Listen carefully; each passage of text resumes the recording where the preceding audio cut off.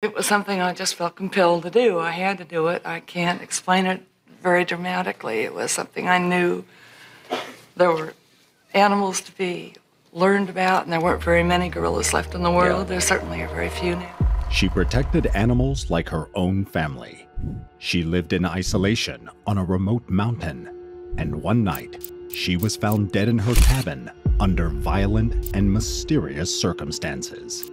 This is the story of Dian Fossey, the world-famous wildlife expert who gave everything to save gorillas and may have paid the ultimate price. On the morning of December 27, 1985, Dian was found unresponsive in her cabin at the Karasoki Research Center in Rwanda. It's believed that whatever happened to her took place during the night. It was her housekeeper who first noticed something was wrong. She alerted Wayne McGuire, Dian's American research assistant, who quickly came to check on her. Inside, he found a disturbing scene. The room was a mess. Furniture overturned, drawers pulled open, and papers scattered everywhere across the floor. A hole had been cut into the metal wall of the cabin, large enough for someone to crawl through. On the ground nearby lay a machete, believed to have been the weapon used. Dian had sustained a serious injury to her face. She was found lying near her bed, facing upward, with a visible wound stretching from her forehead down to her cheek. In her hand, she was holding a clump of hair. Some thought it was hers, but that was never confirmed. There were signs of a struggle, including a bloodstain near her head, but surprisingly, little blood elsewhere in the room. This led some to wonder if the incident may have occurred somewhere else. Strangely, nothing appeared to have been stolen. Her money, passport, and personal belongings were still in place. Even a loaded gun remained untouched. It didn't look like a robbery, and that raised more questions than answers. If theft wasn't the motive, then what was? And who would have wanted to harm her? As news of what had happened to Dian began to spread, Rwandan authorities launched an investigation. Their initial theory pointed to revenge. Dian had fought relentlessly against poachers, destroying traps, assisting in arrests, and confronting those involved in wildlife crimes. According to various accounts, her tactics were sometimes extreme: public shaming, stinging nettles, and reportedly taking a poacher's child to negotiate the release of a captured gorilla. By the 1980s, her presence had made her both respected and resented by some.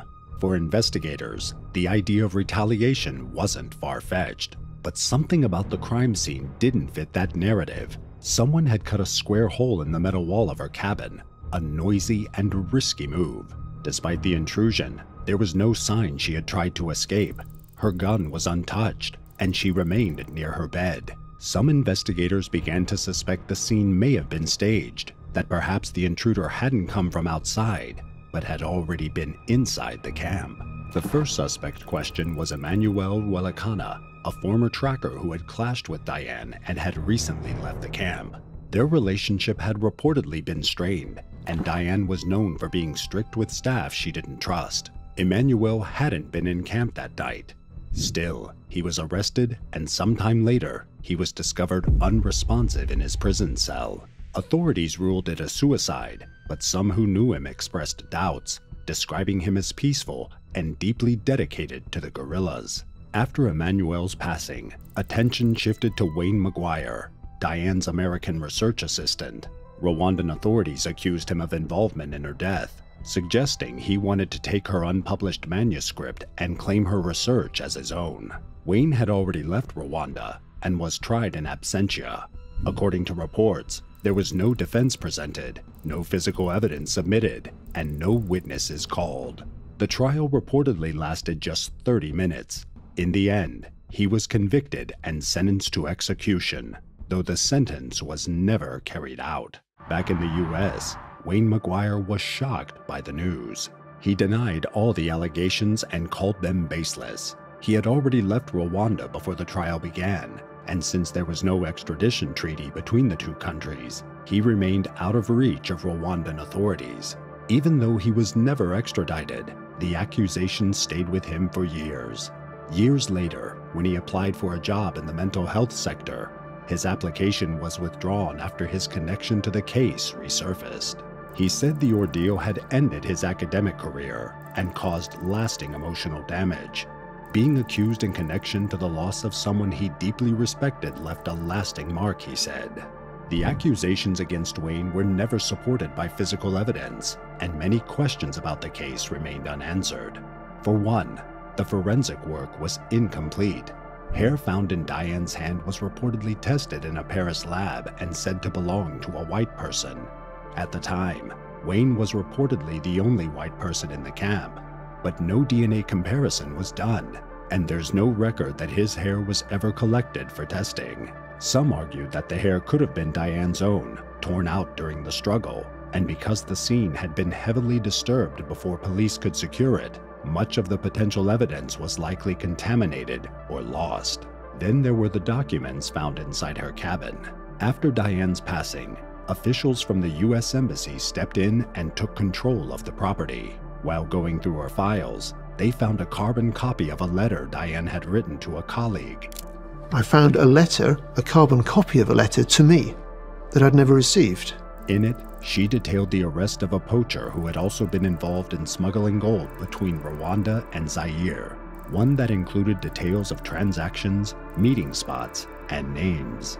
It appeared to point toward a larger operation, possibly connected to a broader network involving people in high positions. The original letter never reached its destination. Only the carbon copy remained. Some suspected it was intercepted. Others believed it was deliberately destroyed. At the time, gold smuggling in that part of Africa was not uncommon. The region where Dian worked, near the Zaire border, was isolated and poorly regulated. It had a long history of illegal trade. Dian believed that certain officials were aware of the problem and either ignored it or were involved in it. She had expressed frustration about this in private conversations and letters. In her final years, she had become more outspoken, not just about poaching, but also about what she saw as corruption among park officials. She also criticized international conservation groups, which she believed were putting tourism ahead of wildlife protection.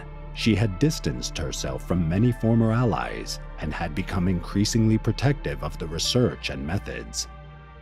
This shift in her approach made her more isolated. Her distrust of outsiders grew stronger. She was known to be blunt and unapologetically direct, especially when it came to accusing people of wrongdoing. Some believe that her strong opinions, confrontation with officials, and refusal to compromise may have created tensions beyond her conflict with poachers.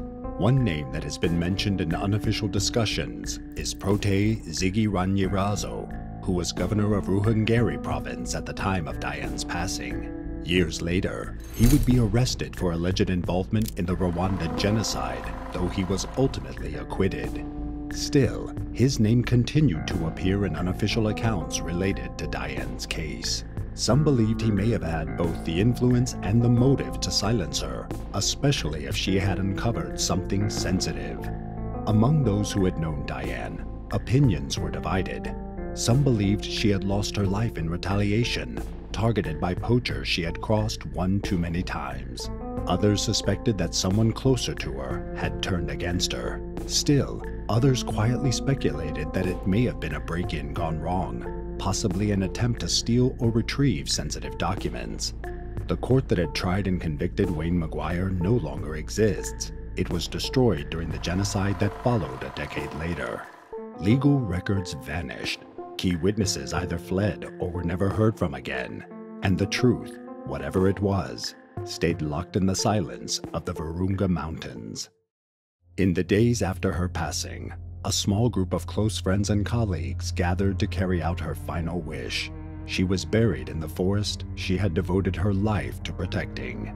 Her grave lies next to Digits, the gorilla she had loved most, the one who lost his life protecting his own. Only a few people attended the funeral: close friends, longtime staff, and a handful of porters who had walked those trails with her for years. She hadn't wanted a public service. She didn't ask for headlines or honors, just to be laid to rest in the only place she truly called home. In the years that followed, the world's view of her began to shift. To some, Dian remained a heroic figure, a woman who dedicated everything to saving a species on the edge of extinction. But others remembered a more difficult side. She had clashed with local communities, rejected outside help, and alienated many of her former allies.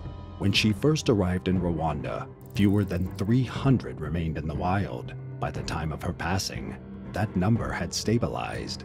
In the decades since, it has continued to grow, thanks in large part to the attention her work brought and the protections that followed. Her story inspired books, documentaries, and films. But the truth about what happened in that cabin, on that mountain in the heart of Africa, remains one of conservation's most haunting mysteries. And maybe it always will. Dian Fossey gave everything for the gorillas and paid the highest price for it. But was it poachers who wanted her gone, or someone even more dangerous? Let us know what you think really happened in the comments below.